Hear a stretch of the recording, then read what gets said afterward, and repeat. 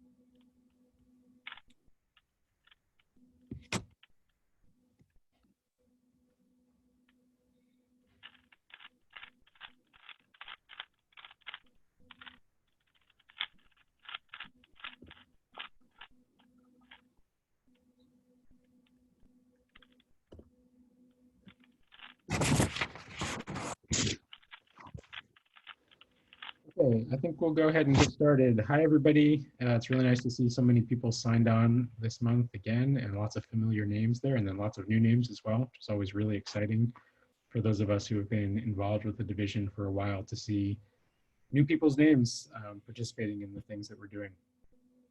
So welcome back. This is our third talk in our new 2020 webinar series, Improving Our Science and Increasing Our Impact. So just a couple notes before we get started. First, I wanted to list a couple of our upcoming talks. So next month on April 14th, we'll be hearing from Linda Silka of the University of Maine, and she'll be talking about conducting community engaged environmental scholarship. On May 12th, we'll hear from Adam Corner, who runs climate outreach in the UK, and he'll be talking about kind of what practitioners like himself and others in the field need from us as a community of researchers and practitioners. And on June 9th, we'll hear from Christian Klockner and Erika Lofstrom from Norway, talking about some of their work and thoughts on the topic of disruptive communication and how we can create new moments for positive behavioral change in the environmental domain. So lots of exciting upcoming talks. And then we'll have another 6 talks in the second half of this year. And we have just about everything lined up for the year, which is great. So if you haven't already checked out the website, Division 34, we're keeping things up to date there with the webinar series. And if you miss any of the talks, everything is posted on our Division 34 YouTube channel. So you can go back and watch any of the webinars. They'll be recorded and they'll be one other just note, if you've got questions, we've got the Q&A box working and we also have the chat box up and running. If you have a question kind of for me, just in the background, maybe best to use the chat box. But if you want to leave a question there as Reuven is talking today, leave a question in the Q&A and then he'll be able to go through those in the second part of his session this afternoon. So I'm very excited to introduce our speaker for this month in our webinar series, Dr. Reuven Sussman. Reuven is the director of the Behavior and Human Dimensions program at the American Council for an Energy Efficient Economy, ACEEE. And he's also the co-organizer of the annual Behavior, Energy, and Climate Change conference that I know many of you who are on the call today have either attended or at least know of. It's a really great conference that's right at the intersection of a lot of the work that we do in our community and then world kind of work in his domain in the energy world. Reuven will tell us a little bit more about himself, but I just wanted to mention he's authored many academic papers, book chapters on the psychology of climate change, behavioral interventions to encourage energy efficiency and improved energy behaviors. And he is one of the experts on this topic. And so we wanted him to come today, and I'm sure we'll hear about some of his work, but in particular, to give us the perspective of somebody who's embedded within an organization that's trying to really apply the work that we're doing. And so he's going to be talking about how we can leverage our work as psychologists to achieve real world impact, and specifically how to maximize the impact of our work in the context of the psychology of sustainability. So I'm going to turn it over to Reuven, and thank you for joining us today. Thanks, Ezra. I really appreciate the invitation, and I'm a proud member of Division 34.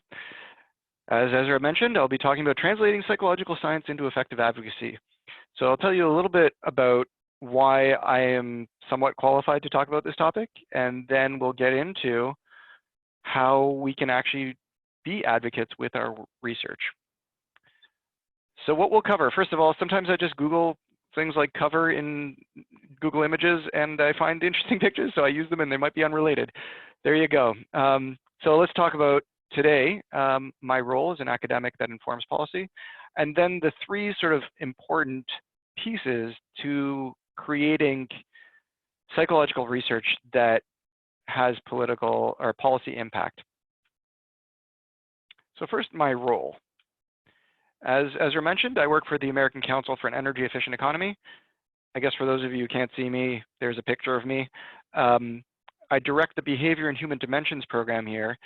And for those of you who don't know, ACEEE is an organization that does research on energy efficiency, and then it writes reports and tries to put those reports into the hands of people that can put the work into action. So businesses, utilities, governments, nonprofits, all across different sectors. And some of you may be familiar with the organization. It's been around since the 80s. We have about 50 employees. And actually, we're having our 40th anniversary this year. One of the most popular products that ACEEE creates is something called the International Scorecard. We actually have a suite of scorecards. And some of you from other countries might be able to spot your own country here on this map. This ranks different countries in terms of their energy efficiency. And we use this kind of tool to influence policy by saying, look, you're number one. If you want to maintain your status, you better, you have a lot of things you could do, or you're, in the bottom half of these scores, here's what you can do to increase your efficiency. So that's ACEEE. I'm the only psychologist, and the Behavior and Human Dimensions program really is just me. So I kind of direct myself at the moment, although I'm looking to grow the program in the future. So what does the behavior program do? We research and write reports, we review current programs and test new strategies. We assist outside groups designing and implementing behavior change interventions. So for example, I worked with a large healthcare provider in the Southeast who was trying to implement a behavior change program among its facility staff across all their buildings. I work with other ACEEE teams. So the other teams are sort of topic specific, like our transportation team, our buildings team, local and state policy team, our industry team. Each of those has a piece that has to do with behavior. And so I often work with that piece to develop surveys for them to encourage them to look at human behavior and how they apply to these topics. I review and publish academic work. And I do outreach about behavior research, which is, I guess, what I'm doing right now. I also, as Ezra mentioned, co-chair the Behavior, Energy, and Climate Change Conference, which this year is happening December 6th to 9th. And I highly recommend, if you're interested in the nexus of behavior, energy, and climate change, that you check out this conference. Here are some of the things I've done at ACEEE. So side note, this is a picture of me with my baby at Beck. It was a weird situation where I had to make an announcement. I had the baby in my hand and I had no other options. But it worked. So that's one thing I do, I guess. I have a baby. Other things. I write publications. So a lot of ACEEE's impact is through reports that it self-publishes. And then it has a wide dissemination network through a lot of email addresses. We do have our own peer review process, but it's not the same as a journal peer review process. And one of my jobs here is to try to improve, like we're constantly trying to improve our peer review process. I also write peer-reviewed journal articles, book chapters, and I've done numerous presentations internationally and domestically since being here at ACEEE. I also do some academic service. I'm on the editorial board of the Journal of Environmental Psychology. I'm a peer reviewer for journal articles and external grants. I'm a lecturer, and I'm the secretary of Division 34 at the moment. And I like to think that our organization has had some policy influence. So the behavior program has worked with IPEAC and the G20 Energy Working Group. IPEAC is or used to be, the organization that informed energy efficiency work within the Energy Working Group at the G20. So I've done presentations to G20 members, et cetera. And I'm a reviewer for the forthcoming IPCC report. And I've done other kind of work like this. I also get some press. Just by virtue of being at this organization in this position, I get interviewed for stories in Vice Magazine, Monitor on Psychology, Christian Science Monitor, E&E News, and others. So it's really interesting to be at this organization where people actually, read the work that I'm doing. And it's not just other academics, it's people in the real world who want to hear what I have to say. So these are some reports that I've written for different organizations and for our own organization. So let's talk briefly about the differences between academia and the real world. I mean, I know academia is in the real world, but it also isn't. And so I'd like to start with just a basic discussion. A lot of you are in academia, maybe looking to get into this sort of real world advocacy role. First of all, theory. Again, some of you may be familiar with this picture. It actually comes from a game called Magic the Gathering. I just typed in mind explosion, and this is what I got. So I thought that would be fun to share. Okay, so in terms of theory, for real world folks, utilities, businesses, governments, they don't care about theory so much, or at least that's what they say.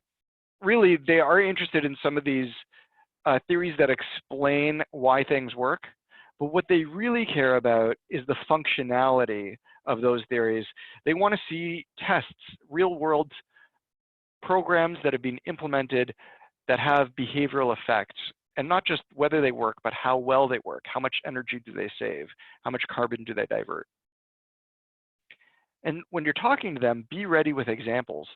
So saying that this theory dictates this behavior is one thing, but then when you say, and a study was done where they put up signs in washrooms to see if people turned off the lights more frequently with a certain message, they found that it reduced the likelihood of lights being on by 50% or something like that.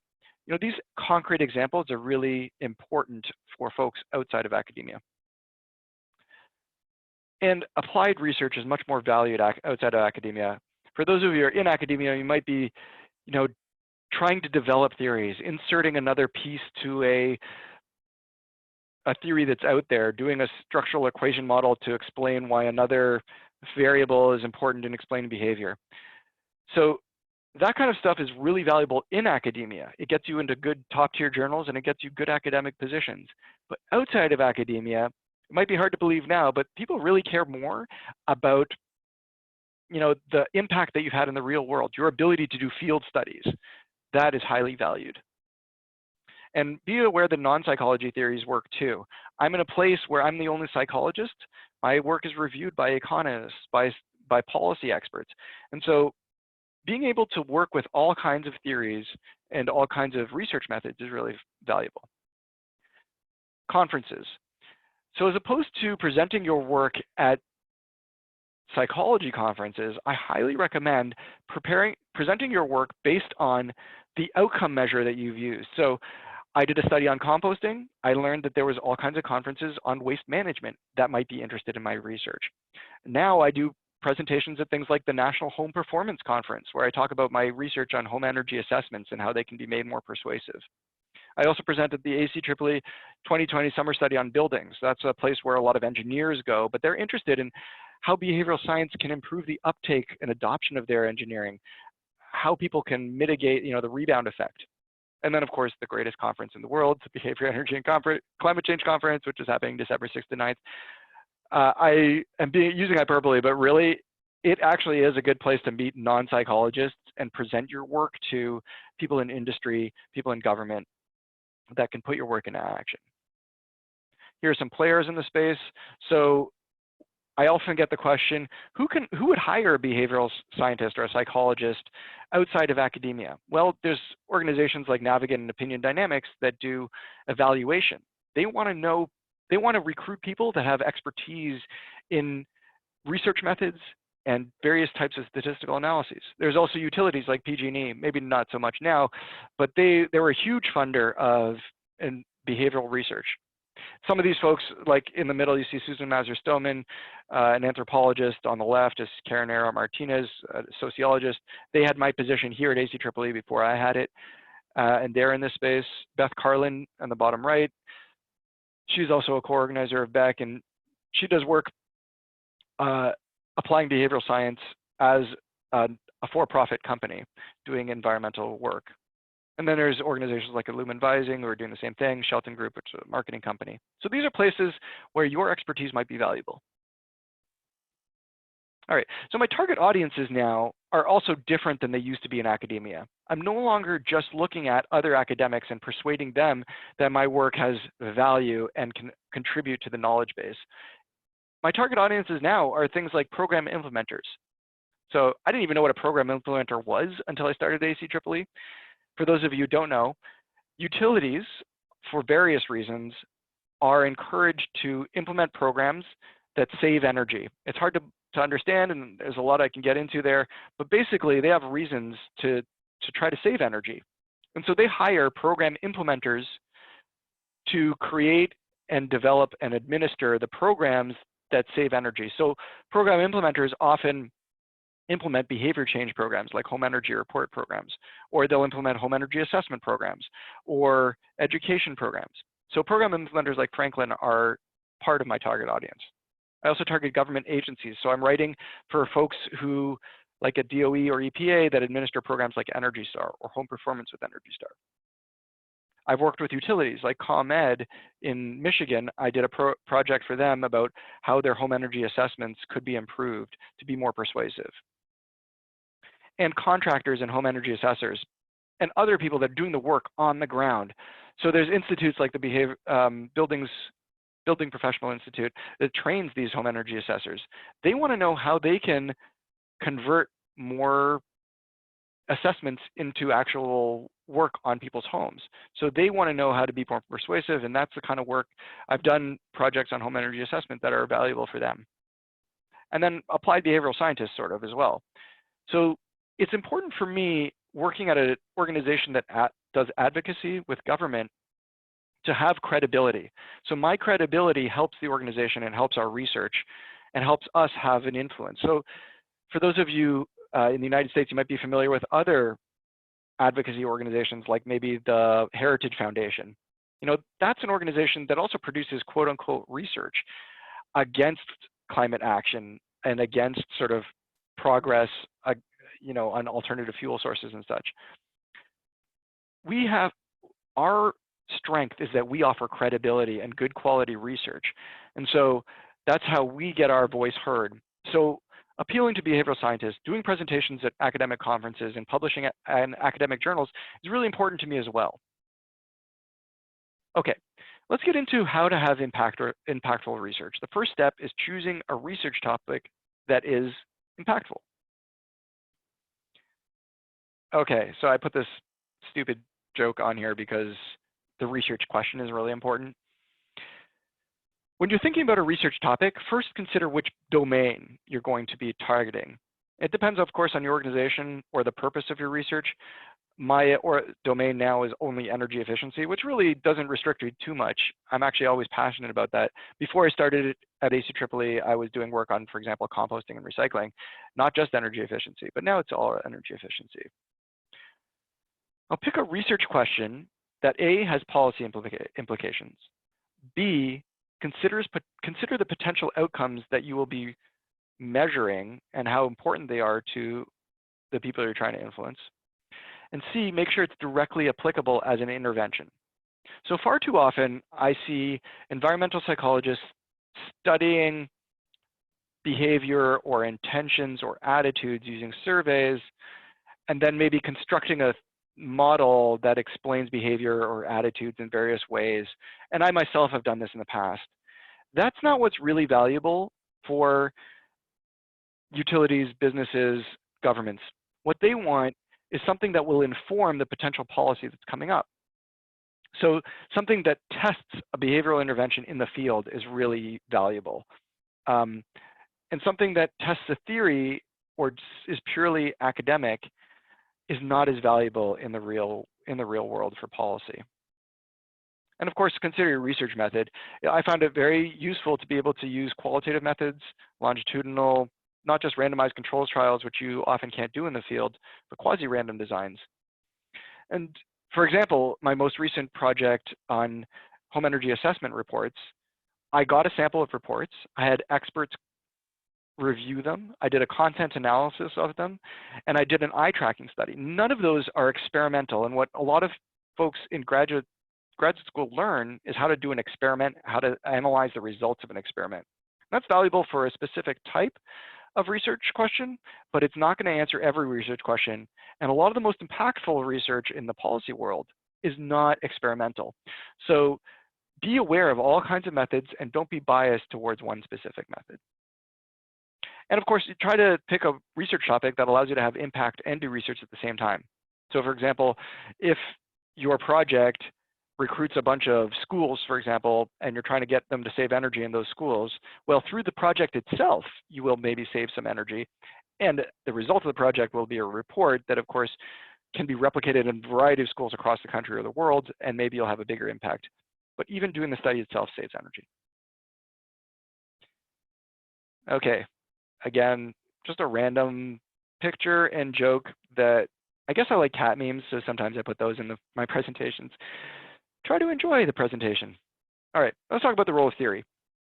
I struggle to achieve two goals, but I always think it's important because I want to maintain one foot in academia and one foot in the applied world. So I always look for a project that allows me to both change behavior and measure behavior change, and also contribute theory to the theory and knowledge development to the body of work that's out there.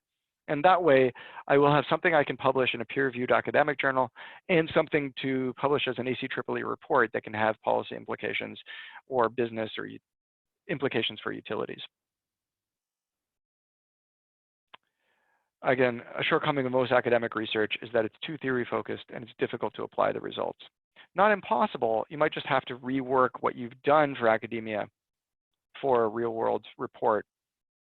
What I would say is it's best to think of your impact and what you're trying to achieve before you get started so that you're not creating a study and looking for an impact, but rather creating a study that is directed towards potentially creating an impact. So in preparing for this talk, I decided to look up a non-random sample of environmental psychology studies. And all I did is I went to the most recent Environment and Behavior online edition. So this one's actually for April. And I apologize in advance if I'm referring to somebody's work who's on this call. I think all this work is actually super interesting and very important. Some of it should be tailored or changed if you're doing a sort of a more applied study. So let's look at each of these. The relationship between dialectical beliefs and pro-environmental behaviors. So here we have a study that shows that certain beliefs are associated with certain behaviors more commonly. This is the kind of study that is very common in environmental psychology, but not super impactful outside of the psychology world because we can't target people knowing, it's difficult to know people's beliefs and therefore do research that targets those people. Thinking about how this is related to the real world is challenging. The next one, health benefits of walking in nature, a randomized controlled study under conditions of real life stress. So this one could have policy implications. We can find, it's an experiment that shows that walking in nature is helpful and it's somewhat realistic. This can be used as an argument for increasing the number of parks in urban areas, for example. Now, what would be more applicable is one that studied parks in urban areas. I'm actually not familiar, to be honest. I don't know if that was tested in this study, but what I'm saying is the more applicable you can be to the real world scenario, the better. The next one is the transmission of energy-saving behaviors in the family, a multi-level approach to the assessment of aggregated and single energy-saving actions of parents and adolescents. So putting aside the fact that this is a very long and complex title that's kind of hard to grasp on your first time around, that in itself is something that I would change if I was writing the title for an ACEEE publication. But although there is potential applications here, this again is the kind of topic that's more in the academic realm than in the policy or applied realm. And I'll talk a little bit about that particular study in a moment.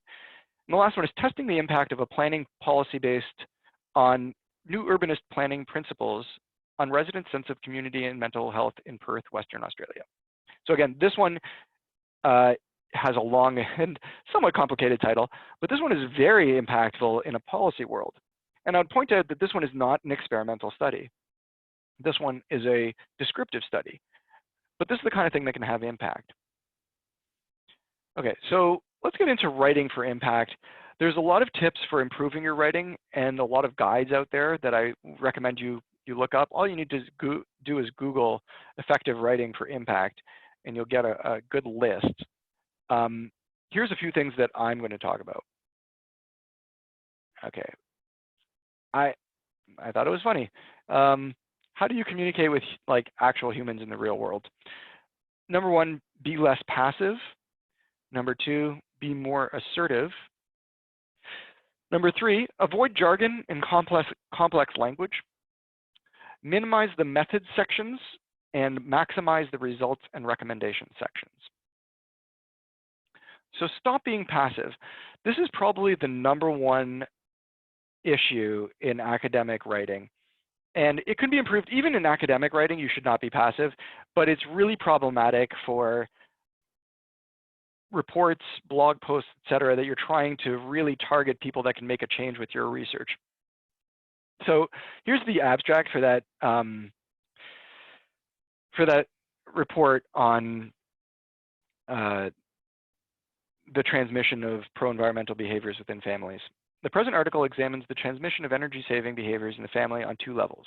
We investigated the extent to which energy-saving performance differed between adolescents in relation to parental behavior on an aggregated level, but also across single behaviors within adolescents. Furthermore, we investigated whether social context, e.g. private areas in a household, interfered with one of the basic mechanisms assumed for this transmission, observation. Correlations between 13 self-reported single energy behaviors from 264 adolescents and their respective parents, n equals 554, were analyzed by combining a path analysis with multi-level approach. There were strong, significant correlations between parents and adolescents' energy-saving behaviors mediated by adolescents' perceptions of their parents' behavior. The congruence between parents and self-reports and adolescents' perceptions was lower in private context than in shared social contexts in the household.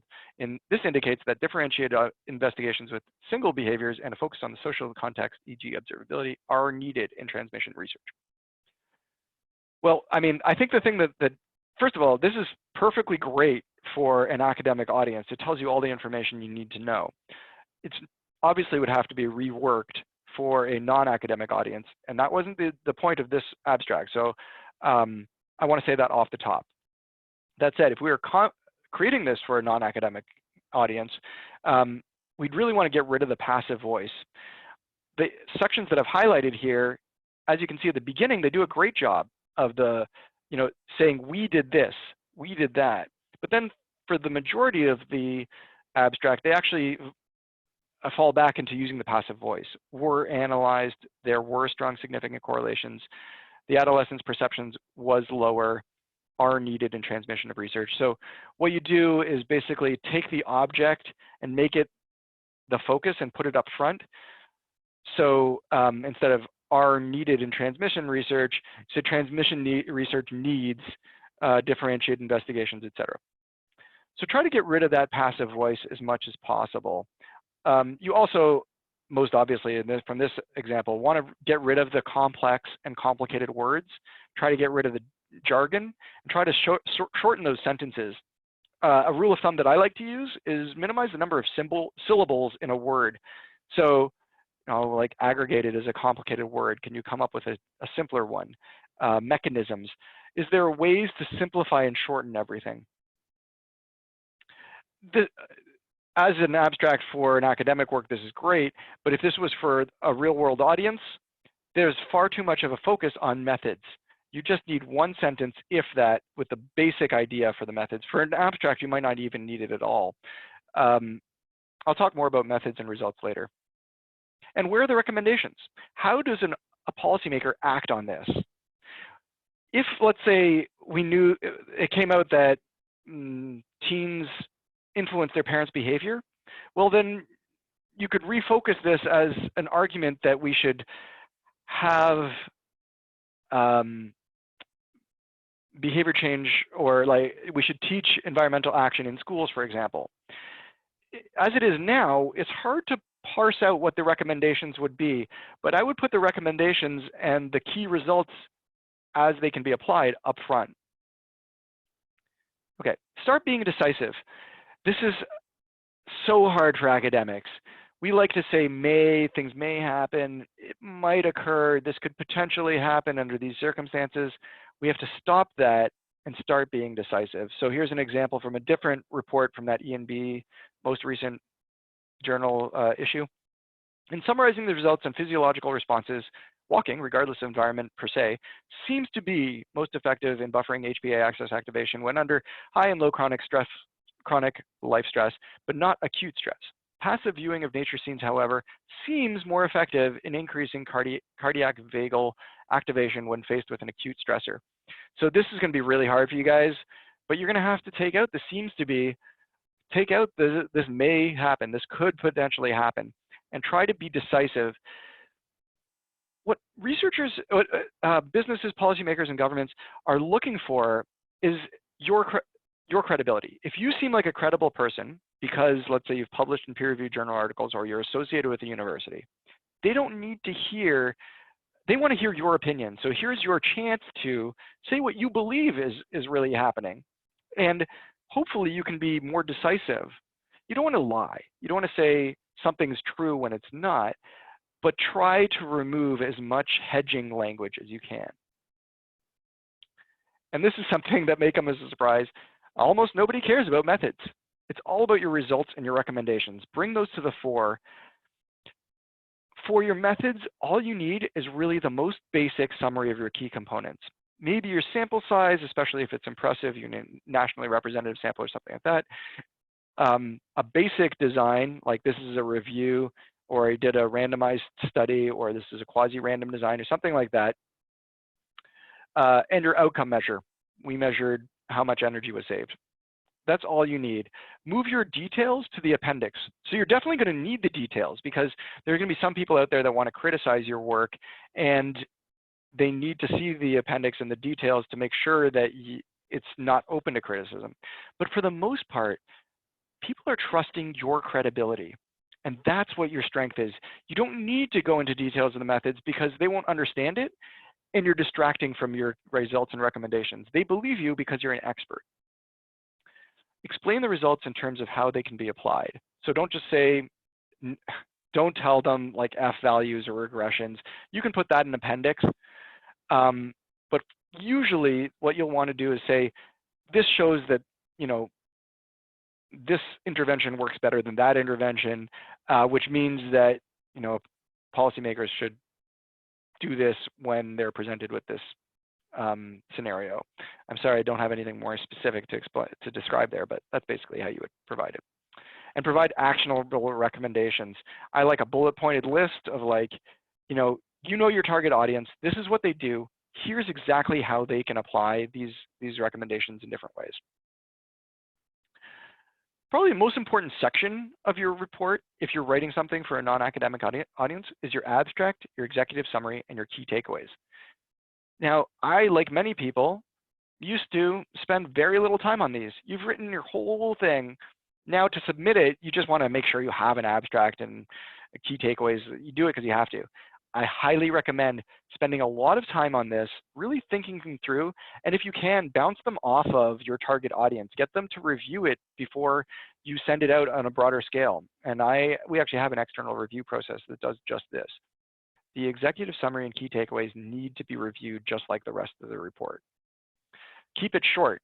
That's why I have this great picture. This short guy, I think it might be Muggsy Bogues. This is Washington Bullets, where I am located, but no longer called the Bullets. Maybe because at the time, Washington had the highest murder rate in the country or something like that. Anyways, that aside, keep everything short. Your abstract, your key takeaways, and your executive summary. I like executive summaries actually under 3 pages if possible, but that is the longest you should keep them. Minimize the method section, as I mentioned. Maximize the recommendations and put them up front. Feel free to use lists, bullets, and graphs and tables to simplify the information in your executive summary. Whatever you can do to bring the most important pieces to the front. And this is a pet peeve of mine. Resist the temptation to be vague. Describe specific, interesting findings, even if you're writing for academia, okay? To write your abstract, I absolutely detest when the last line of an abstract is, the implications of the results were discussed. That says nothing. Instead, pull out, I know you probably have a lot of implications, pull out 1 or 2 that you think are most important and put those specific recommendations and implications into your abstract, into your key takeaways, or into your executive summary. Don't be so vague that it's useless. Okay, getting off my soapbox. The last piece is dissemination, and you should really think about dissemination from the start. What you want to do is just send the report to the people who need it. So maybe it's special reports to target groups, participants, and sponsors. That's what I often do.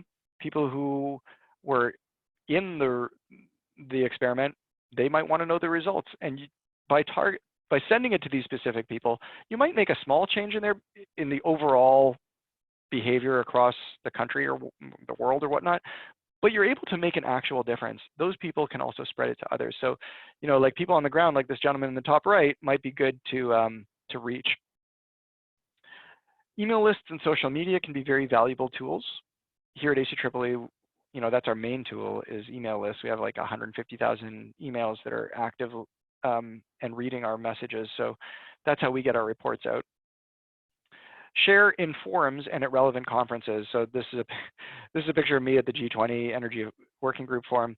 I also, like I mentioned, go to industry-specific conferences, and that's how you make the impact that you need. Try to get press. This is not easy, but one thing you might not know, if you're in academia, you actually have a comms team. I didn't even discover this until the last year of like my PhD, but that you have a whole team at your organization that wants to promote your work. So if you get published, reach out to your comms team and they'll write a press release for you, and they'll try to get you more press, which is a way to disseminate more broadly. Write a press release yourself or make a blog post or something that's very accessible and short. There's tutorials out there on how to do that. And then send your release to news media and bloggers. I mean, I like to think about the media that is specifically relevant to what you're talking about. Maybe it's your local media and not national. Maybe it's TV, or maybe it's radio, or a show, or actually a podcast. I should have put that on here.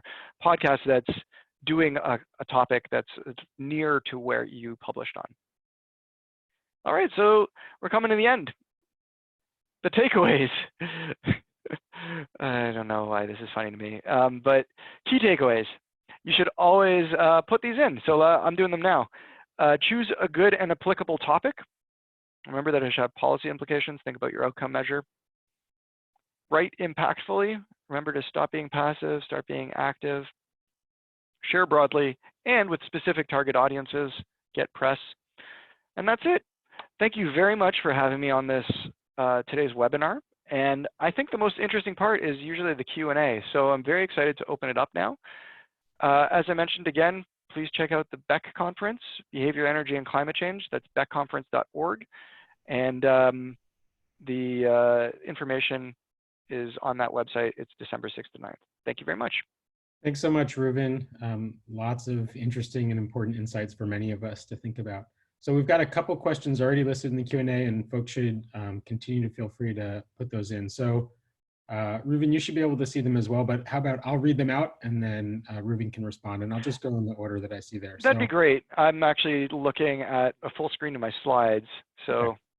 So our first attendee asks, but wait, method sections are really important to the credibility and validity and reliability of a study, which you said was important in the real world.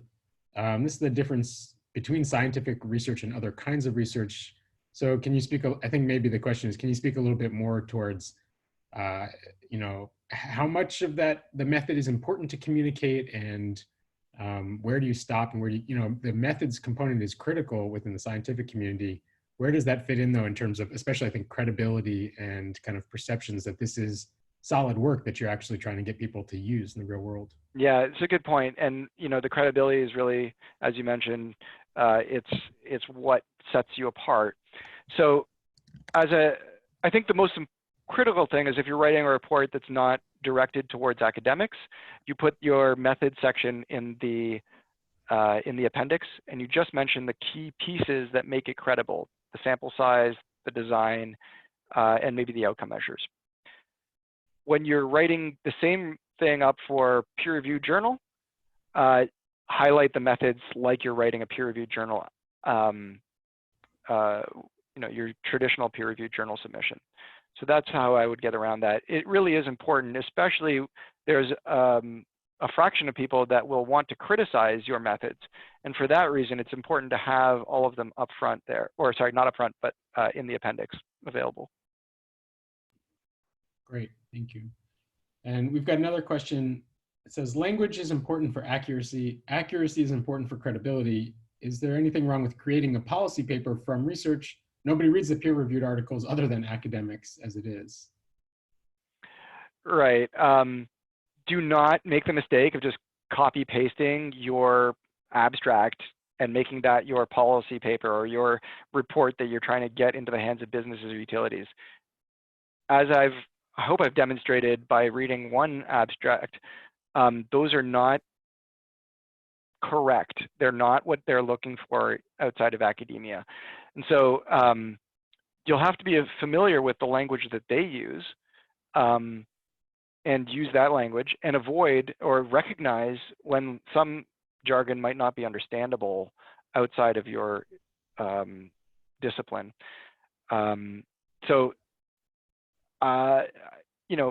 Again, I would write differently for an academic and non-academic audience. I think that's the critical piece.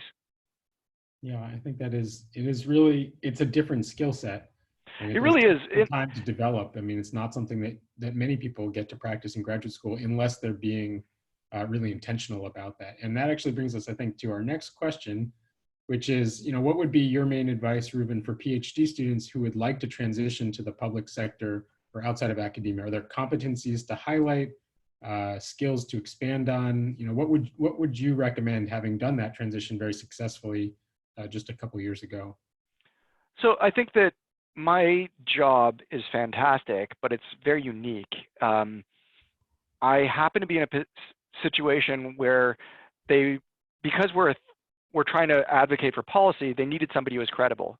So the fact that I had publications and that I have a PhD in the relevant topic, and I can speak eloquently, somewhat, I guess, on the topic, was what sold them for me. For this particular job. Now, this kind of job is maybe not super common. There's other organizations like Pew that are research organizations outside of academia, or Resources for the Future maybe. They have some behavioral economists.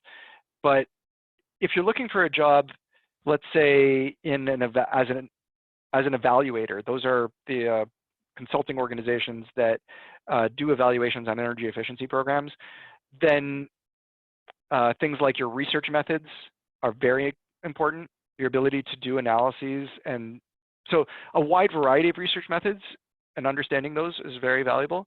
A wide variety of analysis skills are really valuable. And one thing that I found surprising is actually my ability to design and analyze surveys was incredibly valuable. It was something that I had just done sort of along the way, but that I realized when I got here that everybody's doing surveys without the expertise. And so my expertise was quite useful. Great. We've got another question from Aiden Hudson-Lepore, who asks, what are your recommendations for non-academic practitioners trying to navigate journal pay gates and paywalls? I know this is a tough issue for a lot of folks. For context, Aiden says, they are a designer who tries to incorporate academic research into my work, but can't always access relevant papers, especially when the research is recent and most applicable oftentimes. Yeah, so that you have. Yeah, it's infuriating that we have, like, scientific research is not designed to be accessible by the public.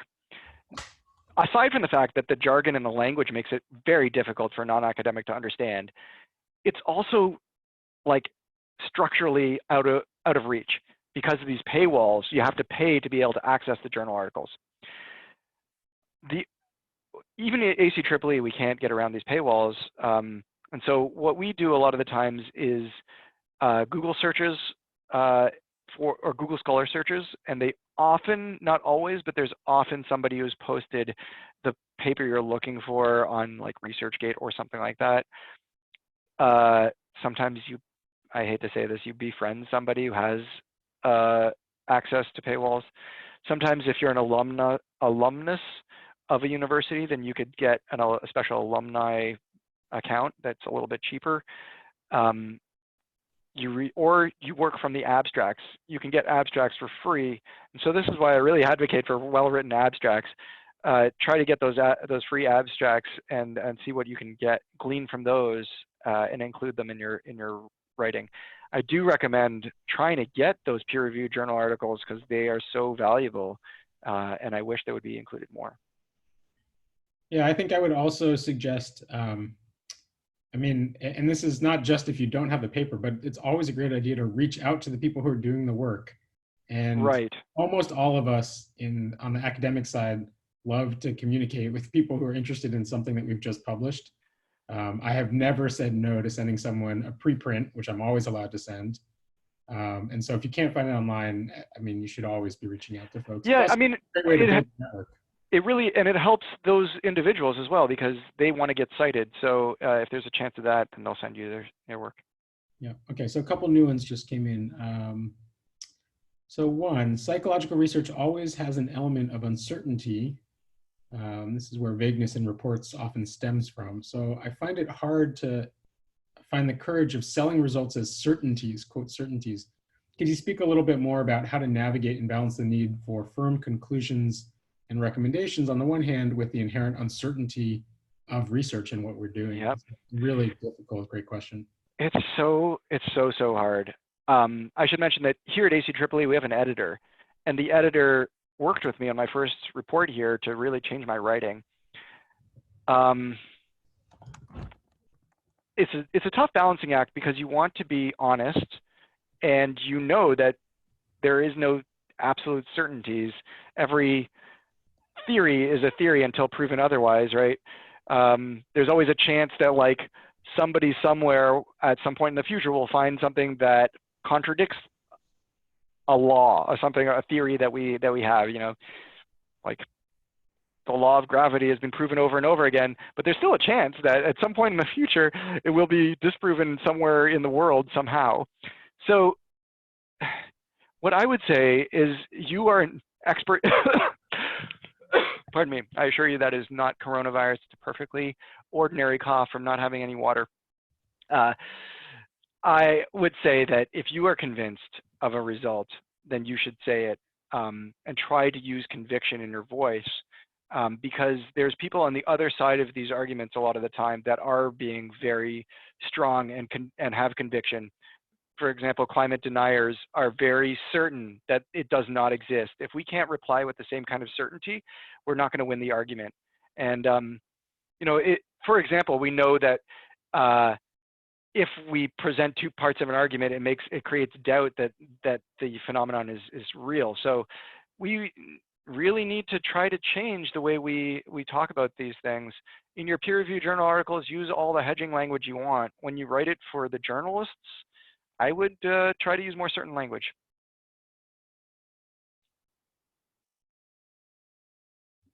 Great, thank you. And another question just came in. Would you say, and it's a little bit related to a couple of the earlier questions, would you say it's necessary to have a PhD in, for example, environmental psych or behavior and climate change to thrive as a researcher, and I would also add practitioner in the public sector, as opposed to a master's degree? Or do you think that a lot of this work can be done with someone who's had that master's degree training? What other skills do you recommend for us students to develop?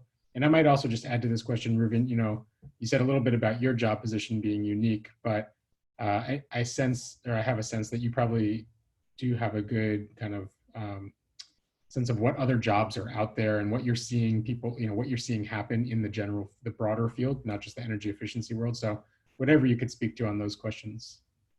Yeah, it's a good question. I get this a lot, actually. I feel as though, okay, so in my particular place, it's nice to have a PhD because that lends credibility. And I hate to say it, but PhD is more credible than a master's. In terms of the skills you need, a lot of them will be accessible once you have a master's degree, but it really depends on the program. Even some combined PhD master's programs are not great. What you really need is the skills to do applied research in the field and a variety of types of methods. And so, I mean, in terms of grad school, that's what I get. And if I was to hire somebody, and I hope to hire somebody at some point, it would be somebody who can take up a research project from start to finish, who can like design the project, execute it, do the analysis, and then write it up in an academic and non-academic way. So those communication skills are really valuable, and that's what I think is, it's like, that's what I would want to hire. In terms of intangibles, I mean, in any job, the ability to communicate is very important. Emotional intelligence is really important. For my job, I also organize a conference, so I had skills.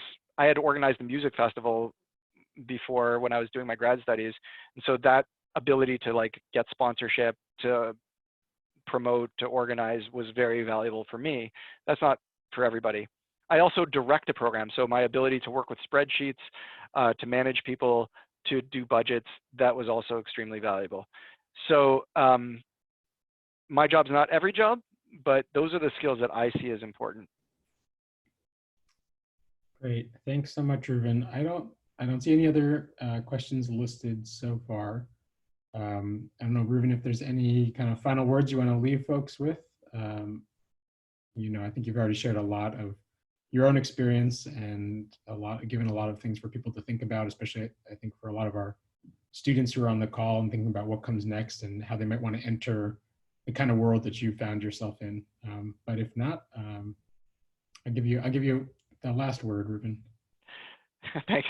Well, I think I would say that the job itself is so great. I'm very excited to be here because I have this sort of job security that I don't get in academia, but I have the flexibility that I have in academia in terms of working remotely. I've been encouraged to teach as a sessional instructor. I get promotions when I do well, which is unlike academia, and I get paid reasonably well, probably better than I would in academia. And so I highly recommend people consider these types of jobs if they're looking for work that's applied, that's meaningful outside of academia. I love academia and I thought I was going to stay in it, but when this opportunity came about, it was perfect for me. Don't be discouraged. If you do applied research and you're feeling left out of academia, don't be discouraged because your skills are valuable and needed in this space. I recommend you come to the Beck conference where you can really meet potential employers, where you're networking with, evaluators and utilities and government agencies and such. So yeah, again, thank you so much, Ezra, for inviting me to do this talk, and thanks for everybody for tuning in and having me. Great, thanks so much, Reuven, and thank you all for joining us, and I hope you will come back in April. when we meet with Linda Silka to talk about community engaged scholarship. Have a great day, everyone. Bye. Bye-bye.